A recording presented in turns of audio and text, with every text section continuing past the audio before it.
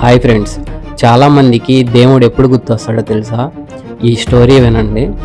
ఇది నిజం అనిపిస్తే ఈ వీడియోని లైక్ చేసి మీ ఫ్రెండ్స్ అందరికీ షేర్ చేయండి. సబ్స్క్రైబ్ మాత్రం మర్చిపోవద్దు. సో స్టోరీలోకి వెళ్ళిపోదాం. ఉదాహరణకి ఒక 25 అంతస్తులు ఉన్న భవనం ఉందనుకోండి. ఆ 25 అంతస్తుల పైన సూపర్వైజర్ ఉంటారనమాట. కిందేమో కార్మికులు పనిచేస్తూ ఉంటారు.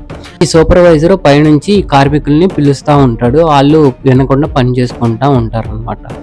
సో ఎంత పిలిచినా కానీ వీళ్ళు పలకట్లేదు అని చెప్పేసి ఆయన దగ్గర ఉన్న 10 రూపాయల నోటుని తీసుకుని నలిపి కిందకి ఇసరంగానే అందులో ఒక కార్మికుడు చూసి దాన్ని జోబులో పెట్టుకొని మళ్ళీ ఆయన పని ఆయన చేసుకుంటూ ఉంటాడనమాట. సో మళ్ళీ సూపర్వైజర్ పిలుస్తూనే ఉంటారు, ఎవరో పలకరో. అప్పుడు ఏం చేస్తాడంటే ఆయన పక్కన ఒక రాయి కనపడింది. ఆ రాయి తీసుకుని కిందకి ఇసురుతారనమాట. అందులో ఒక కార్మికుడికి దెబ్బ తగిలి బ్లడ్ వచ్చింది అనమాట. అప్పుడు ఏంటా రాయి పడింది అని చెప్పి పైకి చూస్తారనమాట.